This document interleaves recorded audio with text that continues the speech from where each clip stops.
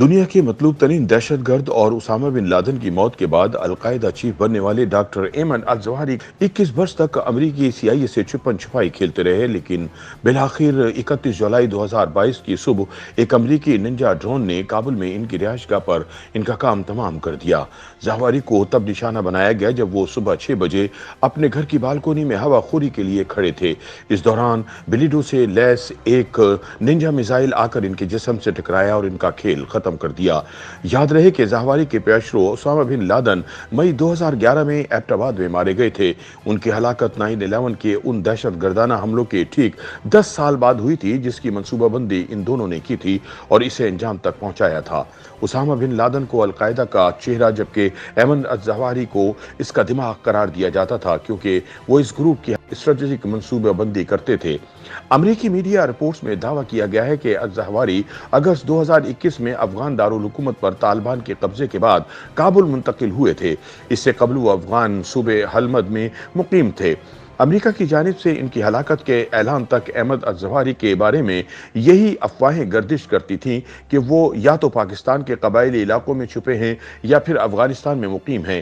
Media reports کے مطابق کئی برسوں سے امریکی سی آئی اے ایک ایسے نیٹ ورک کے بارے میں جانتی تھی جس نے ماضی میں الظواہری کو چھپنے میں مدد دی تھی، جس کے بعد سے مسلسل اس نیٹ ورک کی سرگرمیوں پر ڈرون سے نظر رکھی جا رہی تھی۔ رواں سال سی آئی اے نے کھوج لگایا کہ احمد الظواہری کا خاندان، ان کی اہلیہ، بیٹی اور بچے کابل میں ایک سیف ہاؤس میں منتقل ہو گئے ہیں۔ بعد میں حکام کو اسی مقام پر احمد الظواہری کی موجودگی کا علم بھی ہو گیا۔ بتایا جاتا ہے کہ طالبان کے برسر اقتدار آنے کے بعد جب ایمن خود بھی کابل میں اپنی بیوی بچوں کے پاس پہنچ گئے تو امریکی سی آئی اے کے جاسوس ڈرونز نے مسلسل ان کی نقل و حرکت کی نگرانی شروع کر دی۔ یہ نوٹ کیا گیا کہ وہ اکثر صبح اپنے سیف ہاؤس کی بالکونی میں ہوا خوری کرتے ہیں، چنانچہ ان کو وہیں پر نشانہ بنانے کا فیصلہ کیا گیا۔ 31 جولائی کی صبح انہیں اسی بالکنی میں ننجا میزائل کی مدد سے پار کر دیا گیا۔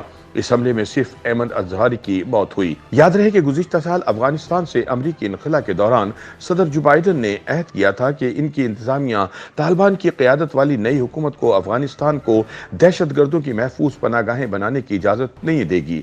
ان ریمارکس کا مقصد یہ واضح کرنا تھا کہ بائیڈن انتظامیہ کے لیے دہشت گردی کے خلاف دہائیوں پرانی جنگ ابھی ختم نہیں ہوئی ہے۔ تقریباً ایک سال بعد صدر بائیڈن کے سیکیورٹی مشیروں نے ان سے رابطہ کیا اور بتایا کہ انٹیلی جنس حکام نے القاعدہ رہنما ایمن الظواہری کا افغانستان میں پتہ لگا لیا ہے۔ بائیڈن انتظامیہ کے ایک سینئر اہلکار نے پس پردہ بریفنگ کے دوران صحافیوں کو بتایا کہ ان کا خیال ہے کہ گزشتہ سال مغربی حمایت یافتہ حکومت کے خاتمے کے بعد الظواہری افغانستان واپس آ گئے تھے۔ امریکی انخلا کے بعد سے ہی امریکی جاسوس افغانستان پر گہری نظر رکھے ہوئے تھے۔ الظواہری کے بارے میں بتایا جاتا ہے کہ وہ اپنی اہلیہ اور بیٹی کے ساتھ کابل کے مرکز میں بلند حفاظتی دیواروں والے ایک بڑے کمپاؤنڈ میں رہ رہے تھے۔ الظواہری نے جس علاقے کا انتخاب کیا وہ نسبتاً ایک اچھا علاقہ ہے۔ پچھلی انتظامیہ میں جو پورا علاقہ غیر ملکی سفارت خانوں اور سفارتکاروں کا گھر تھا، اب طالبان کی زیادہ تر اعلیٰ عہدیدار اس عالیشان علاقے میں رہتے ہیں۔ اپریل کے اوائل میں سی آئی اے افسران نے پہلے بائیڈن کے مشیروں اور پھر صدر کو خصوصی بریفنگ میں بتایا کہ انہوں نے انٹیلی جنس کے ذریعے ایک ایسے نیٹ ورک کی نشاندہی کی ہے جو القاعدہ کے رہنما اور اس کے خاندان کی مدد کرتا ہے۔ امریکی جاسوسوں نے آہستہ آہستہ گھر کے مکینوں کے رویے اور ان کی نقل و حرکت کی تفصیلات جمع کی، جن میں ایک خاتون پر بھی نظر رکھی گئی جنہیں الظواہری کی بیوی کے طور پر شناخت کیا گیا تھا۔ حکام کا کہنا تھا کہ انہوں نے وہ طریقے اختیار کر رکھے تھے جس سے کابل میں اس محفوظ رہائش گاہ تک کوئی بھی ان کے شوہر تک نہ پہنچ سکے۔ جاسوس نے غور کیا کہ اس گھر میں آنے کے بعد الظواہری خود کبھی بھی احاطے سے باہر نہیں نکلے، لیکن انہوں نے نوٹ کیا کہ وہ وقتاً فوقتاً بالکونی میں مختصر وقت کے لیے نمودار ہوتے تھے اور ہوا خوری کرتے تھے۔ لیکن بائیڈن کے لیے امریکہ کے انتہائی مطلوب لوگوں میں سے ایک کو مارنے کا موقع خطرے سے بھرپور تھا۔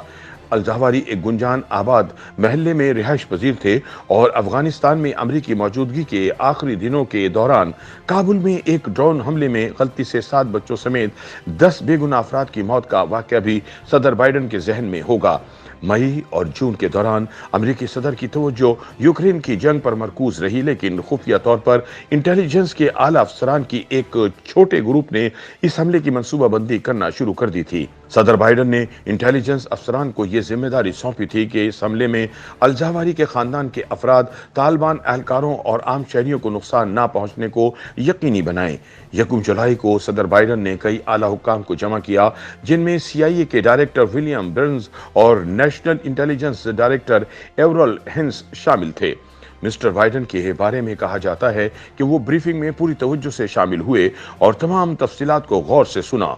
जब उनके मशीर अल-ज़वाहिरी के घर के एक बड़े मॉडल के गिर्द जमा हुए, जिसे इंटेलिजेंस हुक्काम तैयार करके व्हाइट हाउस लाए थे, एक सीनियर मशीर ने कहा वो खास तौर पर इस बात को यकीनी बनाने पर जोर दे रहे थे कि ऑपरेशन के दौरान फूंक फूंक कर कदम रखे जाएं और किसी भी तरह के खतरे को कम से कम रखा जाए।